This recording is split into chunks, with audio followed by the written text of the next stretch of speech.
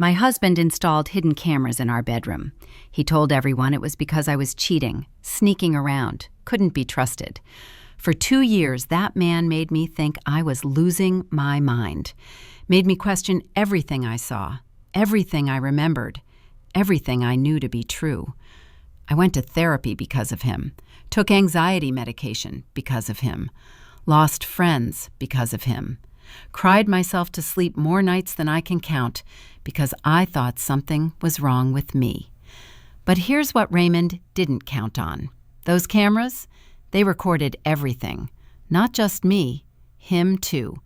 Every lie he told, every woman he brought into my house, every dollar he stole from our accounts, every plan he made with his mama to destroy me and take everything I built. He wanted to catch me cheating?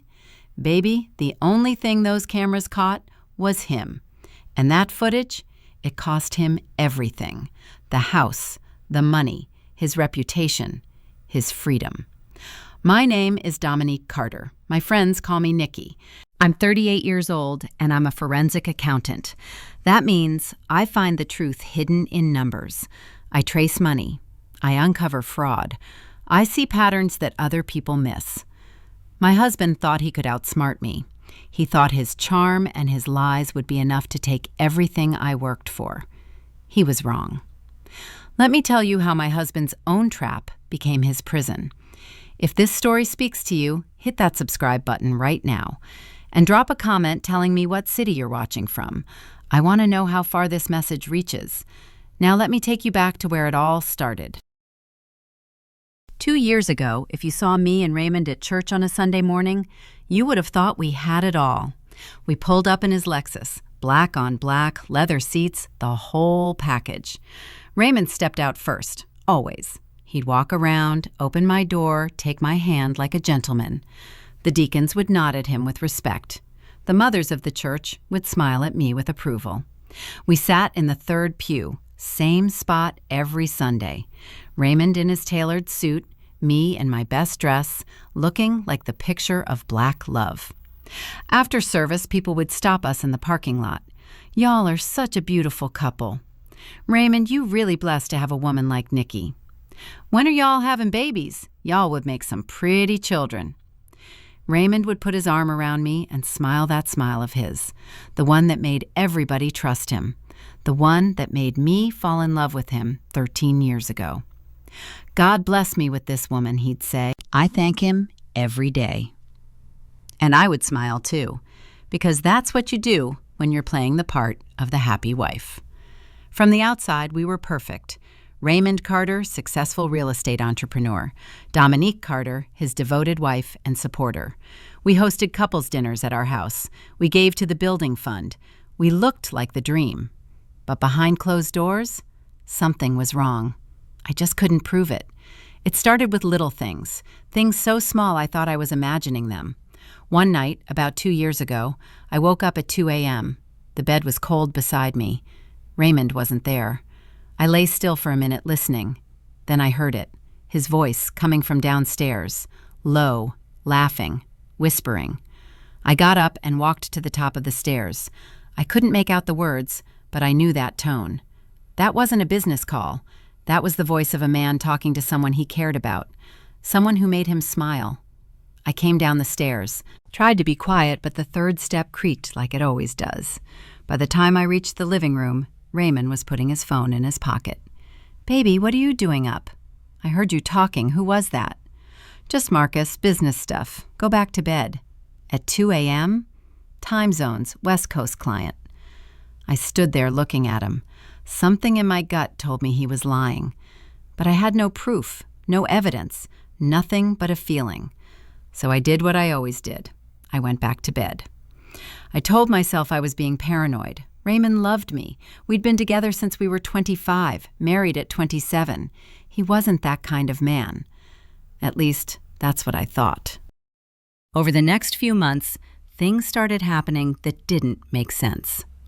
One Saturday, I was doing laundry, going through Raymond's jacket pockets like I always do before washing, and I found a receipt, an expensive restaurant downtown, the kind with dim lighting and $50 steaks.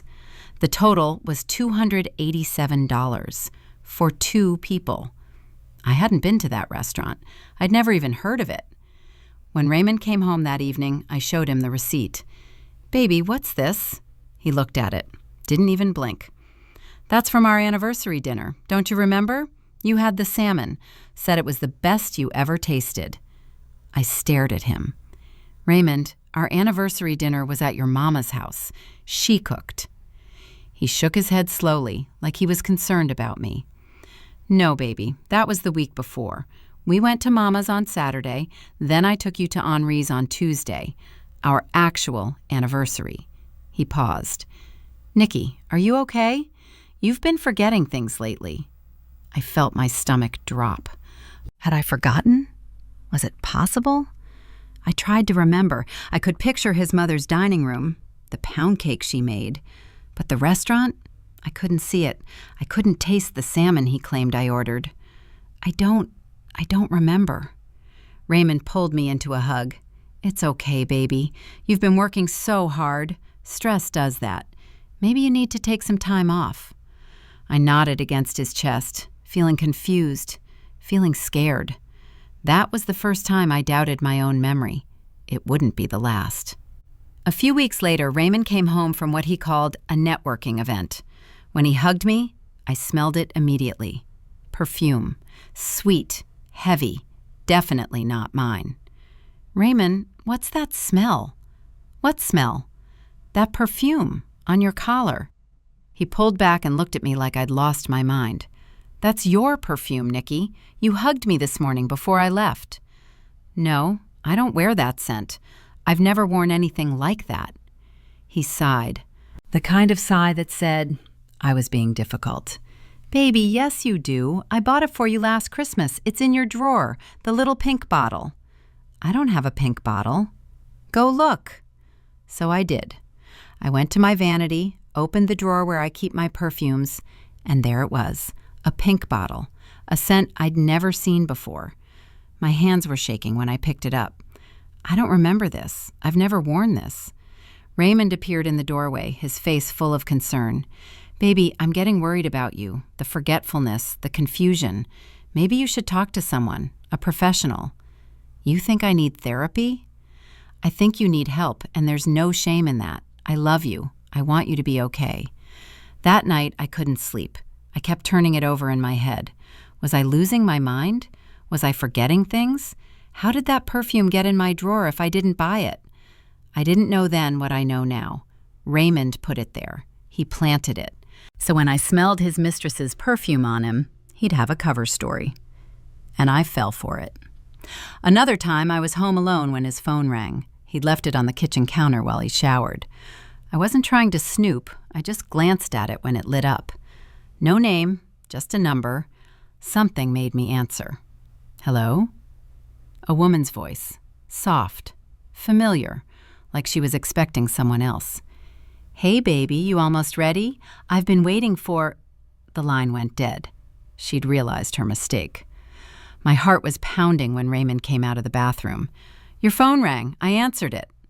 He froze for half a second, then recovered. "Oh yeah? Who was it?" "A woman. She called you baby." Raymond laughed. Actually laughed. "That was my assistant, Tanya. She calls everyone baby. That's just how she talks. Southern thing." "You have an assistant?" "I told you about her last month, when I took on the new property development." He looked at me with those concerned eyes again. "Nikki, seriously, what is going on with you? I'm worried." "I don't remember you telling me about any assistant." "Because you don't listen. You're always tired, always stressed.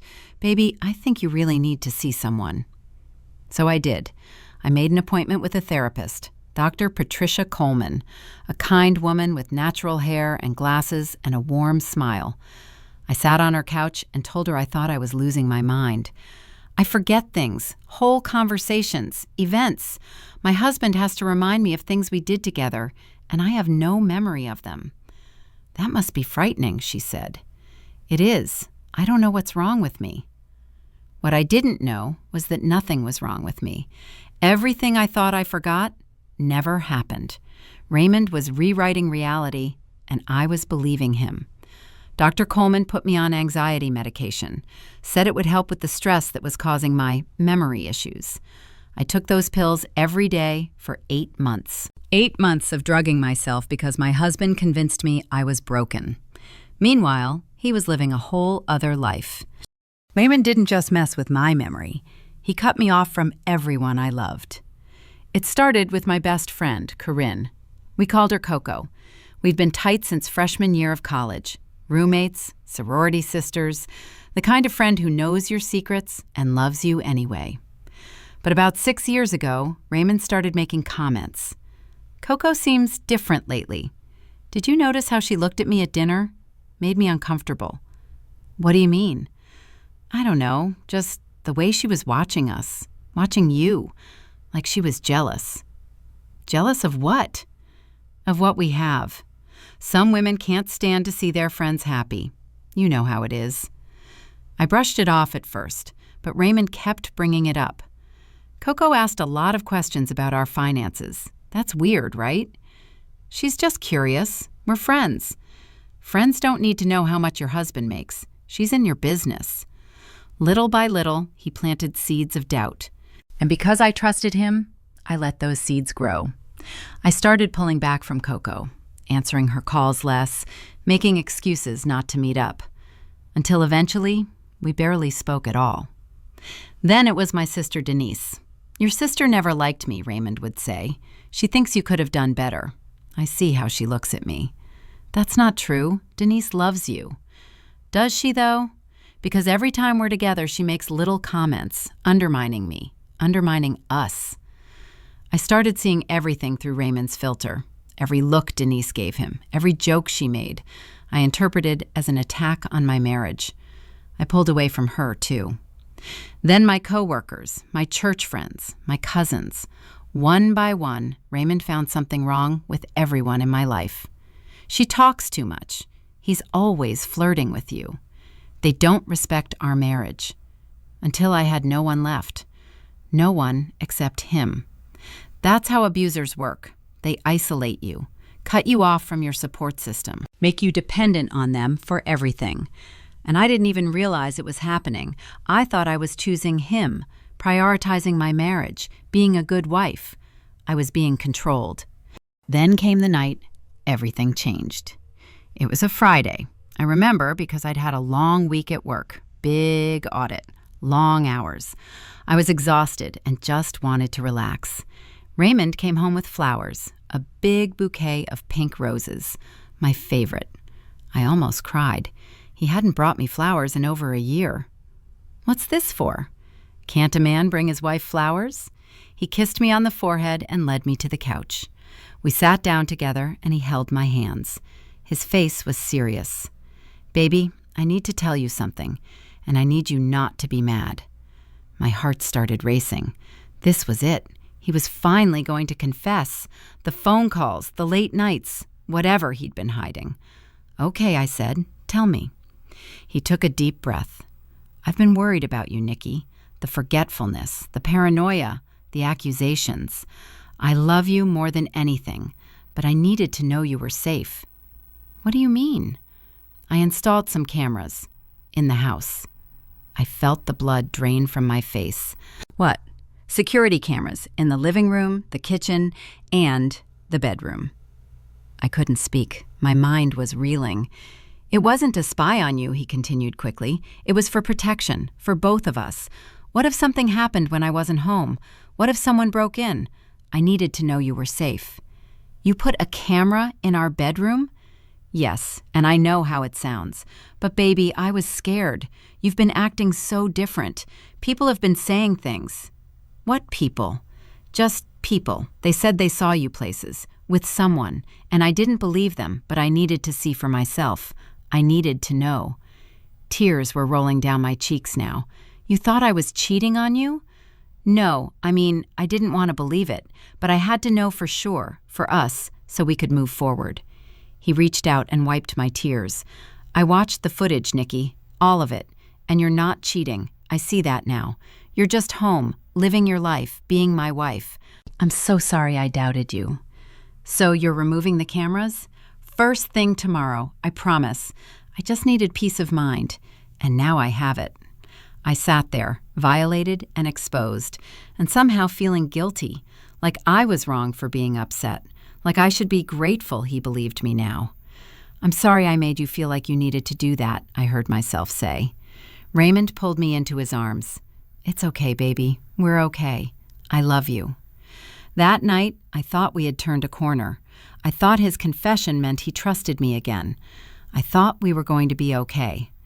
What I didn't know was that he never removed those cameras. They kept recording every day, every night, and they recorded everything. Not just me, him.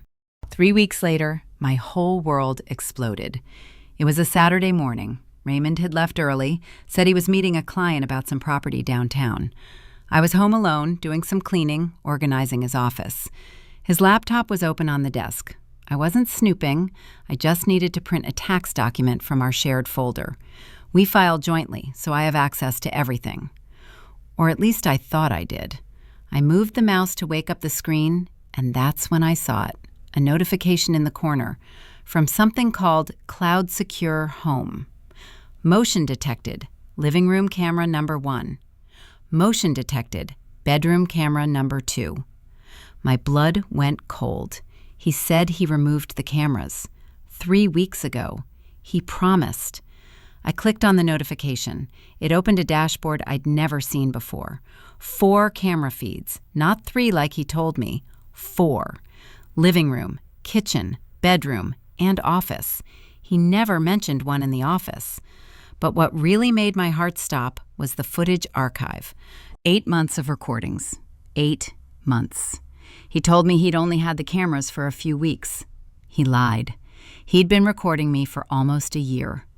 My hands were shaking as I clicked on the archive. I didn't know what I was looking for. Evidence of his lie, maybe? Proof that I wasn't crazy. I found so much more than that. I clicked on a video from 3 months ago. Random date, just to see. The living room camera. Raymond was there, sitting on the couch. Then the front door opened. A woman walked in. She was young, maybe late 20s, pretty, natural hair, nice figure, dressed like she was going to brunch. Raymond stood up and walked toward her. And then he kissed her. Not a friendly kiss, not a peck on the cheek. He kissed her like she belonged to him, like he'd been waiting for her. I missed you, baby, he said. I missed you too. When are you leaving her? My heart stopped. Soon, Raymond said. I just need to move some things around first. Get the finances right. You keep saying soon. It's been 2 years, Raymond. I know. Trust me. By the end of the year, all of this will be ours. All of this? He meant my house. The house I paid for. The house my father's life insurance helped me buy. I couldn't breathe. My chest was so tight I thought I was having a heart attack. But I didn't stop watching. I couldn't. I clicked on another video. 2 months ago. Raymond on the phone. I could only hear his side, but I recognized the voice on the other end. His mother, Mama Carter. Ma, Nikki's not going to see it coming. I've been making her think she's crazy for 2 years now. I heard his mother laugh. Good boy. Crazy wives don't get as much in divorce. That's what your daddy taught me. Exactly. Her name's on the house, but my lawyer says if I can prove she's unstable, I got a case. All those therapy visits, the medication, it's all documented. That's my smart son. Take everything she got. I covered my mouth so I wouldn't scream. He'd planned this, all of it. The gaslighting, the confusion, making me see a therapist. It was all part of his plan to take everything from me. I clicked on another video. 1 month ago, Raymond in my office, going through my desk, pulling out documents, tax returns, bank statements, my life insurance policy. He was photographing everything, building his case against me. I clicked on one more. 2 weeks ago, Raymond and that woman in my bedroom, on my bed. She was looking around at my things, my curtains, my pictures, my furniture. I want this room, she said, but we're painting it. I hate this color. Whatever you want, baby. Soon this will all be ours. What about her stuff? We'll trash it. She won't be needing any of it where she's going. They laughed. In my room, on my bed, laughing about throwing away my life. I don't remember how long I sat there. Minutes, hours, time stopped making sense. But somewhere in the midst of my shock and grief, something else took over. I didn't confront him that night. When Raymond came home, I smiled. I kissed him. I asked about his meeting. Every word out of his mouth was a lie. And for the first time, I could see it. The way his eyes shifted when he spoke. The smoothness of his voice when he was making things up. How had I missed it for so long? That night, I lay next to him in bed, and I felt nothing. No love, no anger, just cold, calculating clarity. The next morning, I went to a coffee shop across town, somewhere Raymond would never think to look for me. I was standing in line when I heard my name. Nikki? Nikki Carter? I turned around and there she was, Corinne, Coco, my best friend from another lifetime. She looked good, successful. Her PR firm had taken off and it showed. "Girl, it's been years. How are you?" I meant to say fine. I meant to smile and make small talk and go about my day. Instead, I burst into tears. Coco didn't hesitate. She grabbed my arm, led me to a corner booth, ordered us both coffee, and sat down across from me. "Talk to me. What's going on?" So I told her. Everything. The gaslighting, the cameras, the footage, the other woman, his plan to take everything. Coco listened without interrupting. Her face went from concerned to shocked to furious. When I finished, she reached across the table and grabbed my hands. "First of all, you are not crazy. You were never crazy. That man has been playing you for years. But here's the thing, Nikki. He was dumb enough to record himself doing it, and that changes everything." "What do you mean?" "I mean, we're going to use his own evidence to destroy him, but we need to be smart about it. You can't confront him yet. You can't let him know you found the footage." "Why not?" "Because then he'll delete it. He'll cover his tracks. He'll get ahead of you. No, we need to build a case so tight he can't wiggle out of it." She pulled out her phone. "I have someone you need to meet. My sorority sister, Sharon Price. She's the best divorce attorney in the city, specializes in situations exactly like this." 2 hours later, I was sitting in Sharon Price's office. She was everything Coco described. Sharp, professional, designer dress that said she didn't lose cases. And when I showed her the footage, her eyes lit up. "Mrs. Carter, your husband made one critical mistake. He created evidence of his own crimes. Now let's use every single frame." She pulled out a legal pad and started writing. "Based on what I'm seeing, your husband has committed adultery, which matters in this state. He's committed fraud, taking money from joint accounts without your knowledge or consent. He's committed identity theft. I can see from those documents he photographed that he's planning something with your information. And he's been psychologically abusing you for years. The gaslighting alone could support a claim." What do I do? First, we don't tip him off. You go home, you act normal. You let those cameras keep recording. Why? Because every day they record, we get more evidence. Let him keep digging his own grave. She leaned forward. Second, we document everything on your end. Bank statements, credit card bills, any accounts in your name. I want to know where every dollar is. That part I could do. That was my expertise. Third, we file quietly. I'm going to prepare divorce papers, a fraud complaint, and a petition for a protective order. We'll file them all at once and he won't see it coming. I nodded, feeling something I hadn't felt in years. Hope. Coco drove me home that night. Before I got out of the car, she grabbed my arm. "We got you, sis. You're not alone anymore." I hugged her so tight I probably wrinkled her blouse. "Thank you. Thank you for not giving up on me." "Girl, please. I never gave up on you." For the next 2 weeks, I lived a double life. At home, I was the same Nikki Raymond expected, cooking his meals, cleaning his house, smiling at his lies. But every chance I got, I was building my case. I pulled every financial record I could find. Bank statements going back 5 years, credit card bills, investment accounts, mortgage documents. And what I found made me sick. $87,000. That's how much Raymond had taken from our joint savings without telling me. Transferred to an account I didn't recognize. I traced that account. It was in her name, Kayla Simmons, his girlfriend. He'd been funding her life with my money. But it got worse. I found credit cards in my name that I never opened. 4 of them. $34,000 in debt. All from applications Raymond had submitted using my information. Identity theft. Against his own wife. Then there was his business. Raymond always said he was a real estate entrepreneur. Big deals in the works. Major clients on the hook. It was why he needed to borrow money from our accounts. Investment in our future, he said.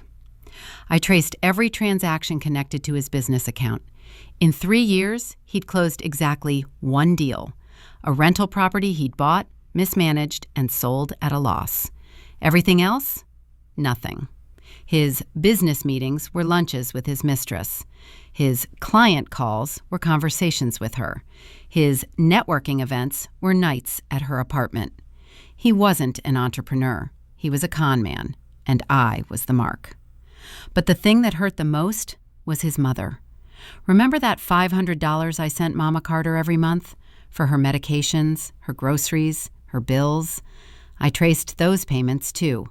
She was forwarding every penny to Raymond.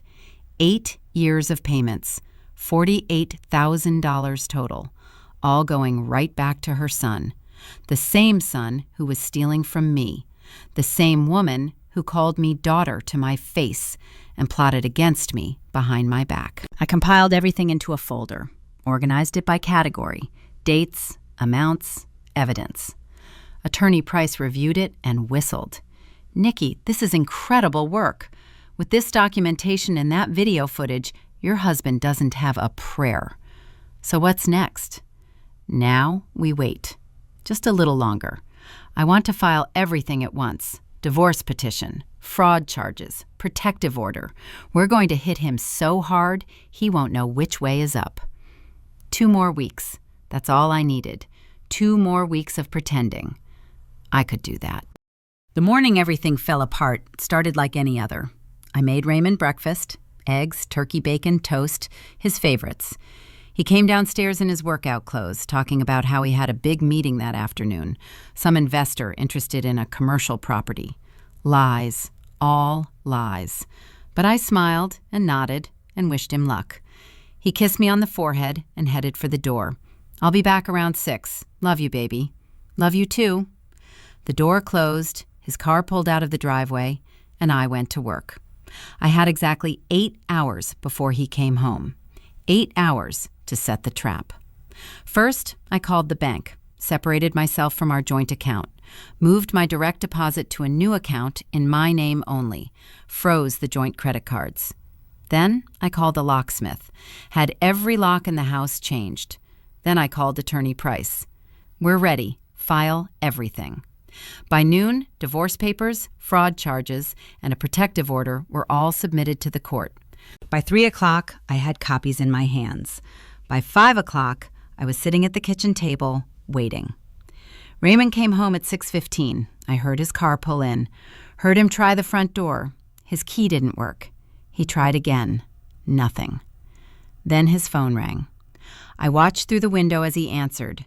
His face went from confused to angry in seconds. He started banging on the door. "Nikki, what the hell is going on? Let me in." I opened the door, stood there, calm and collected. "What did you do?" he demanded. "Why doesn't my key work?" "Because I changed the locks." "You can't do that. This is my house." "Actually, it's my house, my down payment, my mortgage payments, my name on the deed." "What are you talking about? We're married. What's yours is mine." I smiled, the same smile he used to give me when he was lying through his teeth. "Come inside, Raymond. There's something I want to show you." He pushed past me, already on his phone, probably trying to call his lawyer. "Sit down," I said. "I'm not sitting anywhere until you explain." "Sit Down." Something in my voice made him stop. He looked at me, really looked at me, and I think for the first time he realized something was different. He sat. I opened my laptop and turned it toward him. "Remember when you told me you removed the cameras 3 weeks ago?" His face went pale. "They're still recording, Raymond, and they upload to the cloud that I have access to." I pressed play. He watched himself, walking into our living room, greeting Kayla, kissing her like she was his wife. He watched himself promise her my house, my furniture, my life. He watched himself on the phone with his mother, bragging about making me think I was crazy. His hands started shaking. "Baby, I can explain. I'm not finished." I pulled out a folder, the one I'd been building for weeks. $87,000. That's what you stole from our savings. Transferred to your girlfriend's account. I dropped bank statements in front of him. $34,000. That's the credit card debt in my name, from cards you opened without my knowledge. I dropped more documents. $48,000. That's what I sent your mother over 8 years. Money she sent right back to you. More papers. Your business that was supposed to make us rich, one closed deal in 3 years. Everything else was a lie. Raymond's face was gray now, sweating. "Nikki, please." The doorbell rang. I walked to the door and opened it.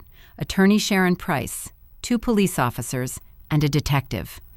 "Raymond Carter," the detective said. Raymond stood up so fast his chair fell over. "You're being served divorce papers," I said, "and these officers have some questions about fraud, identity theft, and forgery." "You set me up," Raymond screamed. "This is entrapment." "No, baby," I smiled. "You set yourself up. You installed the cameras. You've recorded everything. I just watched." The officers stepped forward. "Mr. Carter, you need to come with us." Raymond looked at me with pure hatred. "You're going to regret this," he spat. "I'll destroy you." "You already tried," I said. "It didn't work." They put him in handcuffs and led him to the car. I stood in my doorway and watched my husband get arrested, and I felt nothing but peace. Raymond was booked that night. Fraud, identity theft, forgery. Bail was set at $50,000. His mother had to drain her savings to pay it, the same savings she built with money I sent her. While Raymond was figuring out how to stay out of jail, I was tying up loose ends. The first call I made was to his girlfriend, not directly, through Attorney Price. She arranged a meeting with Kayla's lawyer. I brought the footage, not the romantic parts, the parts where Raymond explained his plan. "My wife's money built everything. I just need to get my name on it before I leave." Nikki's too stupid to notice. She believes whatever I tell her. "Once the divorce goes through, me and you are set for life." Kayla's lawyer watched with a stone face. Kayla watched with tears streaming down hers. "He told me you were abusive," Kayla said quietly. "He said you were crazy and controlling, that you trapped him in a loveless marriage." "And you believed him?" She wiped her eyes. He was convincing. I looked at this woman, 28 years old, pregnant with his child, fed the same lies I'd been fed, just from a different angle. Part of me wanted to hate her, but looking at her face, I saw myself. Another woman manipulated by the same man. "He played both of us," I said. "The difference is, I have evidence, and I'm going to use it." Kayla nodded slowly. "Is there anything I can do to help?" I thought about it. "Testify. Tell the truth about what he promised you, what he said about me. Help me make sure he never does this to anyone else." She agreed. 2 weeks later, the church found out. Someone leaked the footage. I never found out who. But suddenly, everyone had seen Raymond kissing his mistress in my living room. Everyone had heard him plotting with his mother. The same people who used to admire us at Sunday service were now whispering in the parking lot about him, not me. Mama Carter stopped coming to church, said she was too embarrassed. The mothers who used to praise her son now looked at her with pity and disgust. For 8 years, she'd taken my money and called me daughter while scheming behind my back. Now she had nothing. No savings, no respect, no family willing to stand by her. Karma comes for everyone, eventually. The divorce hearing was scheduled for 3 weeks after Raymond's arrest. I walked into that courtroom feeling like a different woman. I had a new hairstyle. Natural. Free. The way I'd always wanted to wear it before Raymond said it was unprofessional. I had new clothes, bold colors, fitted, the kind Raymond always said were too much. I had Coco beside me, and Attorney Price in front of me, and I had 8 months of video footage proving everything. Raymond walked in looking like a man who hadn't slept in weeks. His suit was wrinkled, his eyes were hollow. He had a public defender because he couldn't afford anyone else. All that money he stole, and he still ended up broke. His mother was there, sitting in the gallery, the only person who showed up for him. She looked at me with pure hatred. I smiled at her. The hearing began. Raymond's lawyer tried his best, said the recordings were obtained illegally, said I invaded his privacy. The judge shut him down immediately. Mr. Carter installed those cameras himself in his own home. His wife discovered recordings he made. Nothing was hacked or stolen. The evidence is admissible. Then Raymond's lawyer tried a different approach, said I had driven Raymond to it, that my paranoid behavior pushed him away. Attorney Price stood up. Your Honor, I'd like to play Exhibit 14. She pressed play. Raymond's voice filled the courtroom. I've been making her think she's crazy for 2 years now. The therapy, the medication, it's all documented. When we get to divorce court, I'll look like the victim, and she'll look like a lunatic. The judge's face hardened. Mr. Carter, is that your voice? Raymond's lawyer tried to object. Raymond just sat there, defeated. Attorney Price presented everything: the stolen money, the fraudulent credit cards, the forged documents, the affair, the conspiracy with his mother. Then she called her witnesses. First was me. I told my story. Calm, clear, factual. I described the gaslighting, the isolation, the way he made me doubt my own mind. I showed the medication I'd been taking because my husband convinced me something was wrong with me. For 2 years, I thought I was losing my mind, I told the judge. I went to therapy. I took pills. I cut off everyone who loved me because Raymond told me I was broken, and I believed him. I looked at Raymond, but I'm not broken. I never was. He just needed me to think so. Then Kayla testified. She confirmed the 2.5-year affair. She confirmed Raymond's promises to leave me. She confirmed what he told her about me, the lies, the manipulation. She even brought text messages, voicemails, a whole trail of promises Raymond made to her, including one where he said, "Once I get Nikki out of the house, you can redecorate however you want. It's going to be ours, baby." Finally, they called Mama Carter. Raymond's lawyer thought she would help, a character witness for her son. But Attorney Price had other plans. Mrs. Carter, did you receive monthly payments from Dominique Carter over the past 8 years? That was for my medications, my groceries. And what did you do with that money? Long pause. I don't recall. Attorney Price played the recording of Mama Carter on the phone with Raymond. Get your name on everything first, then leave. That's what your daddy did. The judge stared at Mama Carter. Ma'am, you conspired with your son to defraud his wife. You took her money under false pretenses and helped him plan her financial destruction. Mama Carter started crying. I felt nothing. After all the evidence was presented, the judge took a recess. When she came back, her face was stern. In my 20 years on this bench, I've seen a lot of bad behavior, but this case is exceptional. She looked at Raymond. Mr. Carter, you contributed virtually nothing to this marriage financially. Your wife paid for the house. Your wife paid the mortgage. Your wife supported you while you pretended to run a business that produced nothing. Then you systematically manipulated her for years, made her doubt her sanity, isolated her from everyone who loved her, all so you could steal from her and replace her with a younger woman. And you recorded yourself doing it. You handed your wife the evidence of your own crimes. She shook her head.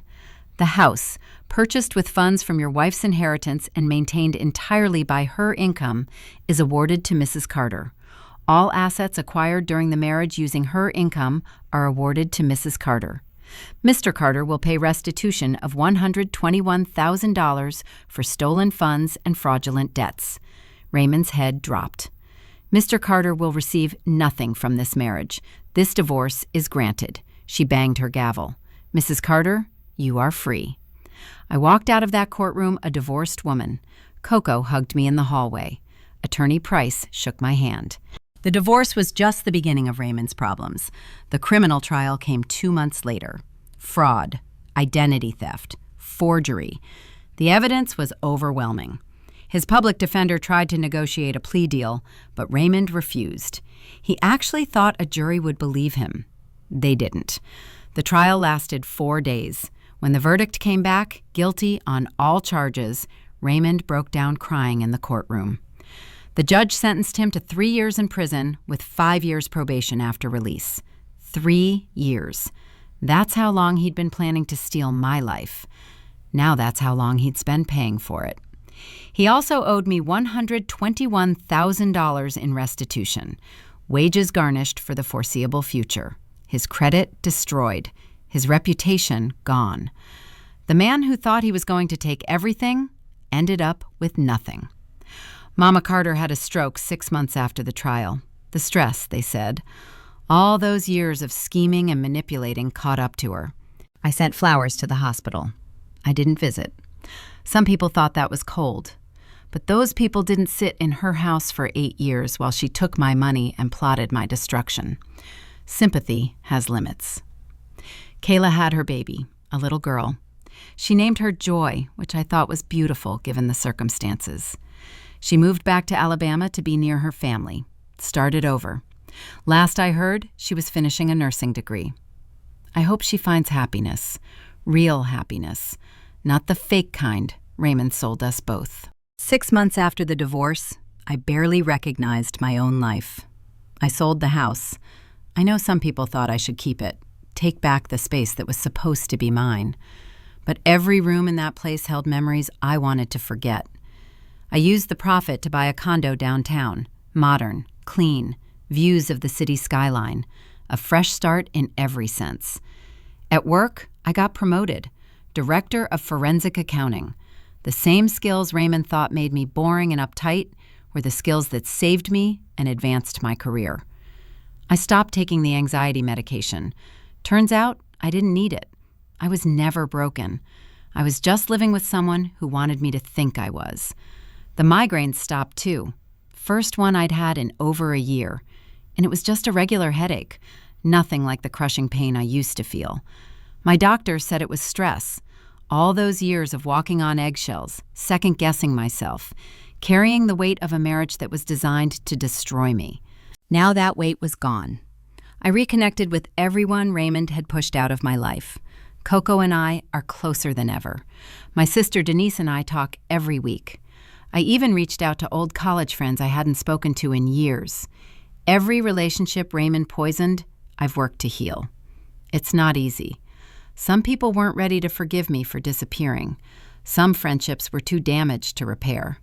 But the ones that mattered, the ones that were real, they came back. It's Sunday morning. I'm sitting on my balcony, drinking coffee, watching the sun come up over the city. A year ago, I was living in a prison I didn't even know I was trapped in, married to a man who was systematically trying to destroy me, taking medication for problems I didn't have, isolated from everyone I loved. Now I'm free. The doorbell rings. It's Coco. We have brunch plans with some women from church, a new church, one where nobody knows me as Raymond's wife. "You ready?" she asks. "Almost, just finishing my coffee." She sits down across from me, looks out at the view. "You know Raymond gets out in 2 years. You worried?" I think about it. Really think. No. Not even a little? Coco, that man spent years trying to make me disappear, trying to make me doubt my own mind, trying to take everything I built. And you know what took him down? His own cameras. His own cameras, his own recordings, his own words. I take a sip of coffee. I didn't have to lie. I didn't have to scheme. I just had to survive long enough for the truth to come out. So no, I'm not worried about Raymond.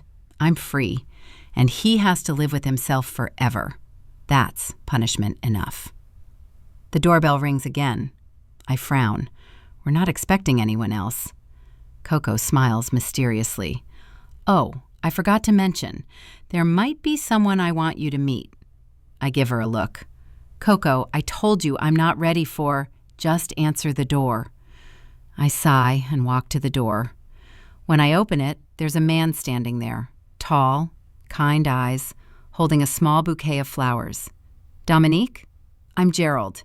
Your friend Corinne told me a lot about you, said I should come introduce myself properly. I look back at Coco, who's grinning like she won the lottery. I'm not looking for anyone to take care of me, I say, turning back to Gerald. I spent 11 years doing that for someone else. I'm done.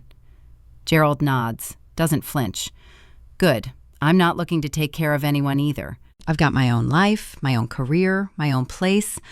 I'm just looking for good company. Maybe someone to have dinner with once in a while. I study his face. There's no charm offensive, no smooth lines, just honesty. Dinner sounds reasonable, I hear myself say, but I pick the restaurant. Gerald smiles. Deal. So that's my story.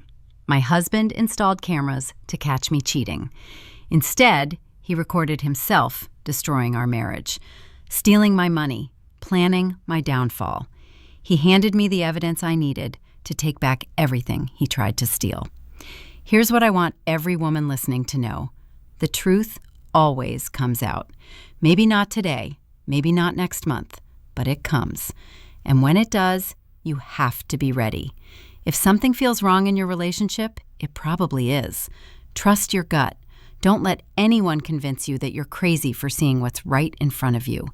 Document everything. Save everything. Build your case quietly. Don't tip your hand until you're ready to strike. And when you're ready, strike hard. Strike fast. Leave nothing to chance. Raymond thought he was smarter than me, thought he could gaslight and manipulate and steal his way to victory. But I'm a forensic accountant. I find truth for a living. And the truth? It was recording the whole time. He wanted to catch me cheating.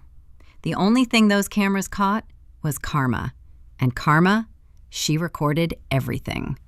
This is Dominique Carter signing off. Stay smart, stay patient, and whatever you do, stay ready. If this story spoke to you, hit that subscribe button. Drop a comment telling me where you're watching from, and share this with every woman who needs to hear it. We're all we've got. Take care of yourselves. Peace. If you're in a relationship that makes you feel crazy, you're not crazy. You're being manipulated. If you're with someone who isolates you from everyone you love, that's not protection. That's control. If you're staying because you're scared of what happens if you leave, let me tell you something. What happens if you stay is worse. You deserve safety. You deserve peace. You deserve a love that doesn't require you to shrink. Raymond thought he could take everything from me. My money, my house, my sanity, my future. He was wrong. The only thing he took was 11 years of my life. And even those years taught me something. They taught me who I am, what I'm capable of, what I'll never accept again. So here's my lesson, wrapped up in one sentence. Never let anyone convince you that you deserve less than peace. Because you don't. You deserve everything. Now go get it.